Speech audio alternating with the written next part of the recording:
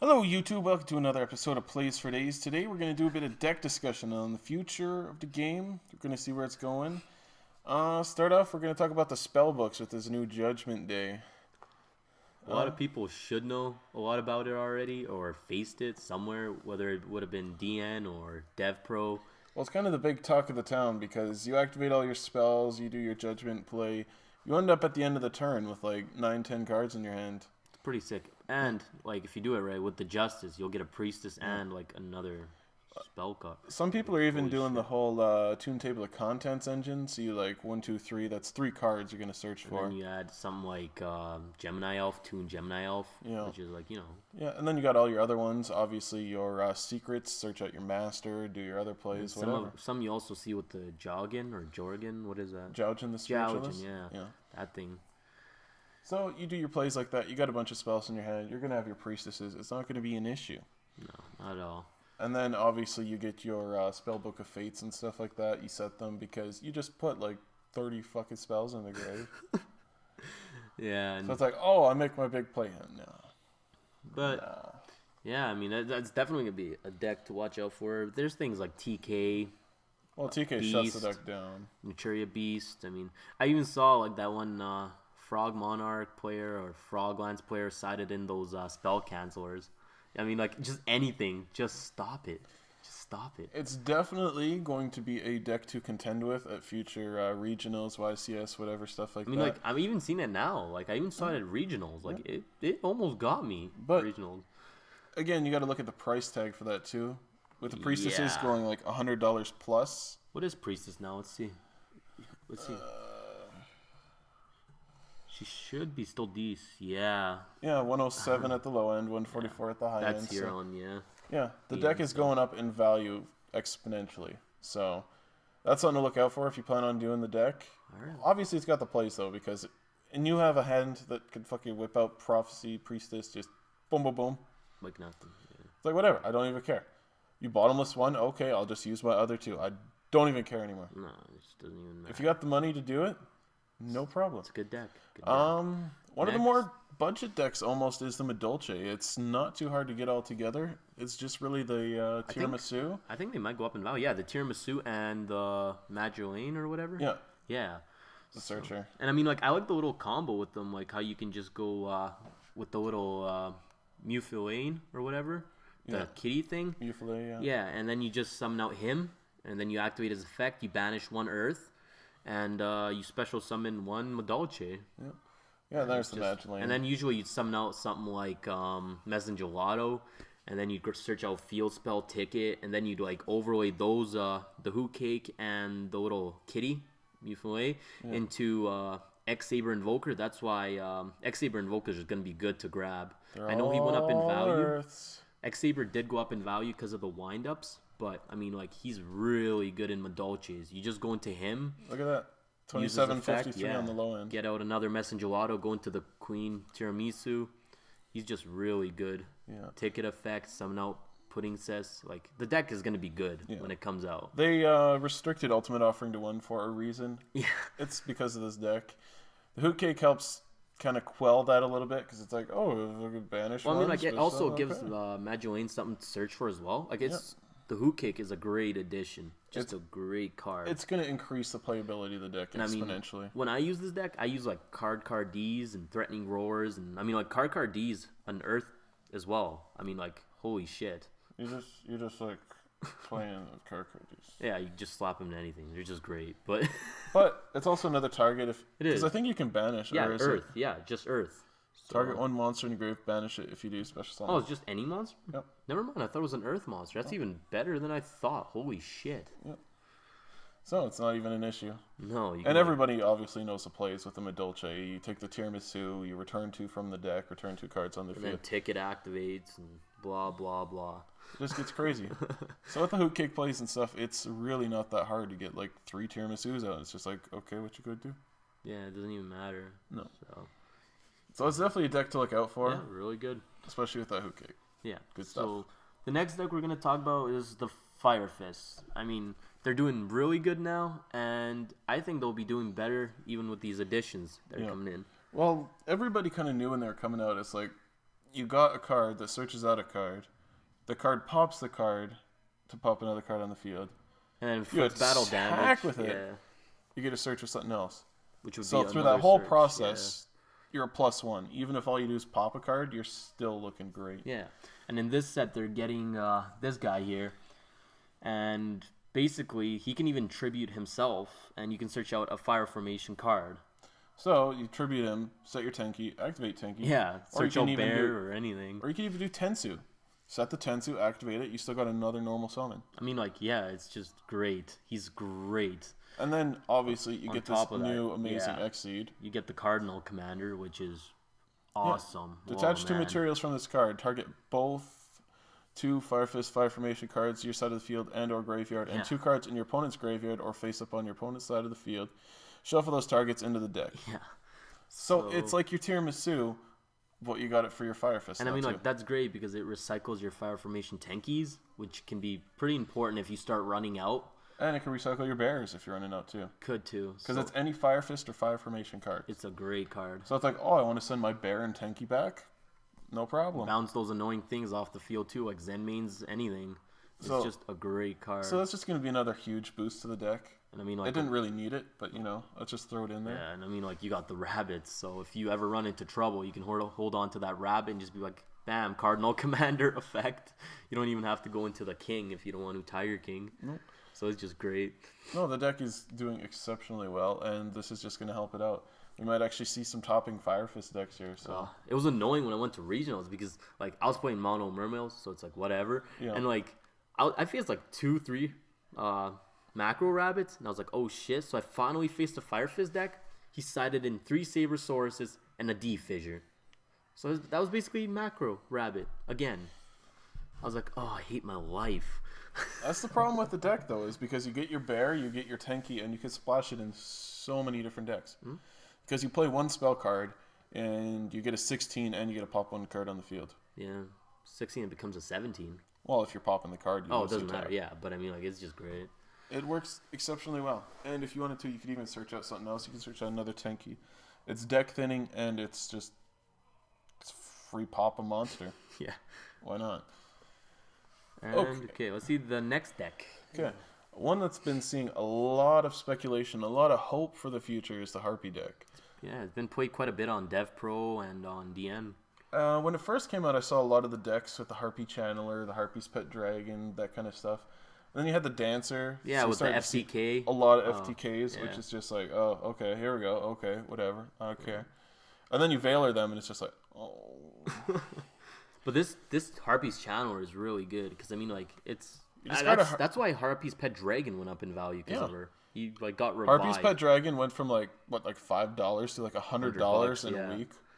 Yeah, you discard 1 Harpy card except for Brother, special summon 1 Harpy monster from your deck, face up defense position. So that can be the dragon. Harpy's Pet, yeah. So, but you can't use the Channeler or Brother. Yeah. I don't know why Harpy's Brother is such an issue with all these cards, but I guess the exceeding or something. I don't You know. can only affect a Harpy Channeler once per turn. This card's level is 7 while you control a dragon type monster.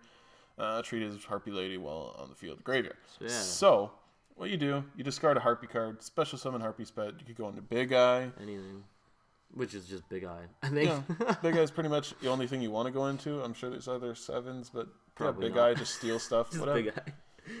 No, they're great, and yeah, they just seem fun to play. They're good.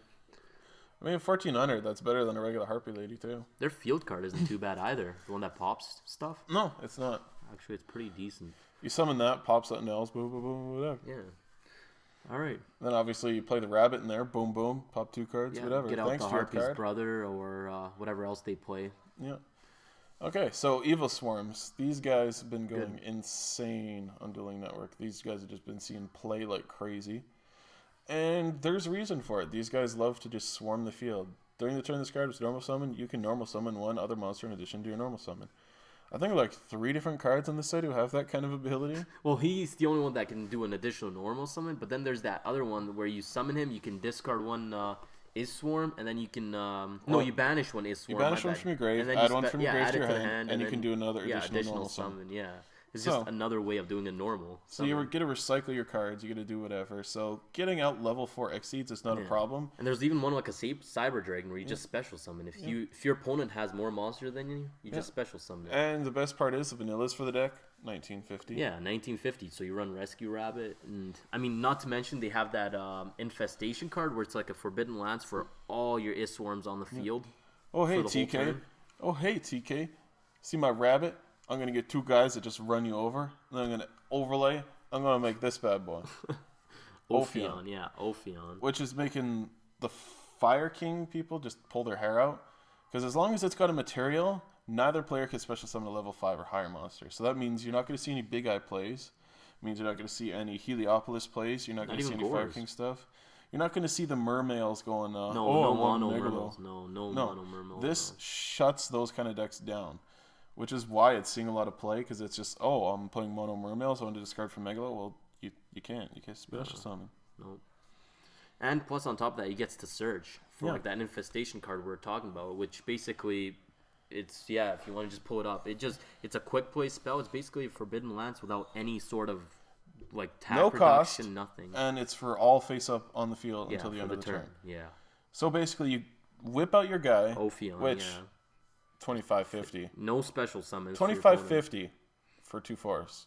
That's almost as good as a Gemini Pearl, and it's got additional effects. Yeah, like Utopia can't get over him. Yeah. This turn, all face-up Iswar monsters you currently control are unaffected by other spell and trap cards. So that means no D-Prison. That means no Mirror Force. That means no Compulse. That means nothing. It's a quick play, so you can activate it during. I mean, it's battle just phase. so bad. It's just so bad because I mean, like Ophion comes out and it's like you can't special to get over him. You want a Dark Home, you have the Infestation. And it's like Oh, I want to MST it so you don't use it. They chain it. Yeah.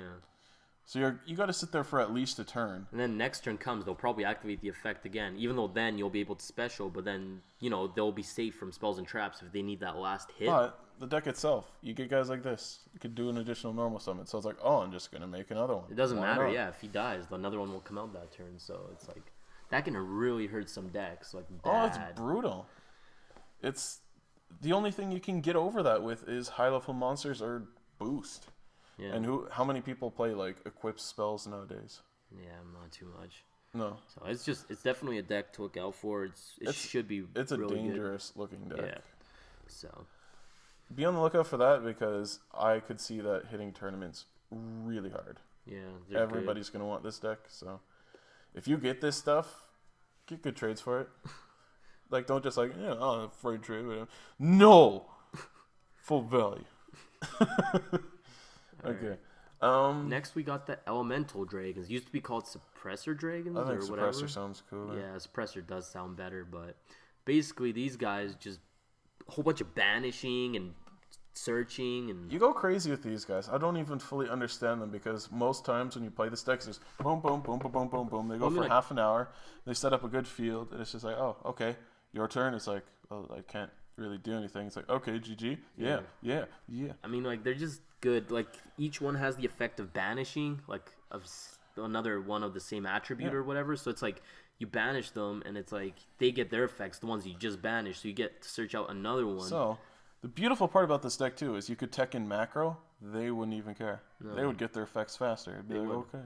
And and what a whole bunch of people are doing too is there's also that field card, right? Or not field card, sorry, that spell card that it's basically makes them draw. No, there's a field card too. There's the Fortune Lady one, I think it is. Anytime a monster would be normal or special summoned, it's banished until your next standby phase. Oh yeah, that one, right. Yeah. That's a nice tech. Yeah.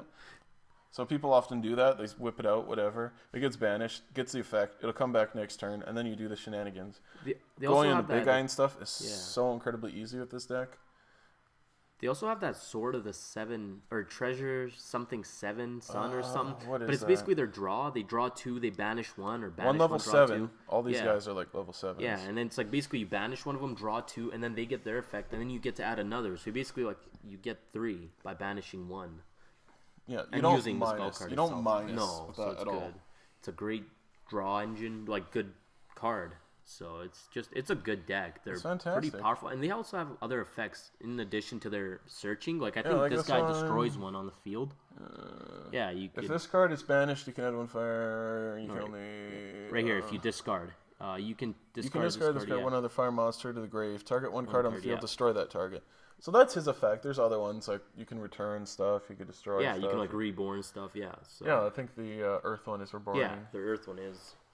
So, but I mean, like, they're really good.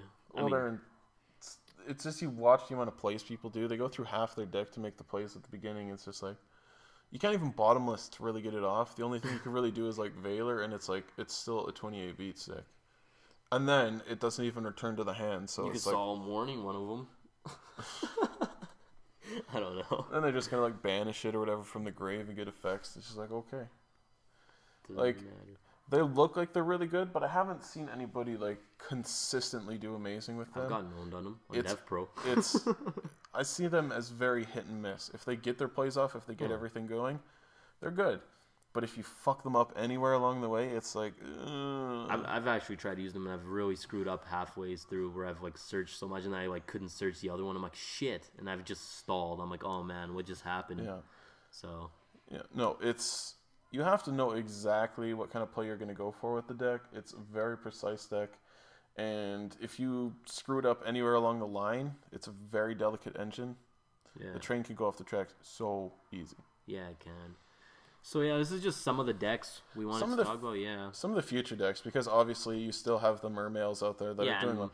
Banlist didn't touch them at all. No. Obviously that's coming up, and with the TK being restricted to 2, it's like, oh well, we don't want TK shutting that deck down. Yeah. No, it seems like a terrible idea. Yeah, why would you want to stop this deck that's just gonna train wreck everybody? Obviously they're doing good. The Fire Kings are still doing pretty good. Fire Kings are doing mostly great. Because of the Fire Fists, I think. I'm actually expecting the Fire Fist to do a lot better in this coming up YCS in Texas. Yeah. Which should be today. It started today. Yeah, today and tomorrow. Yeah.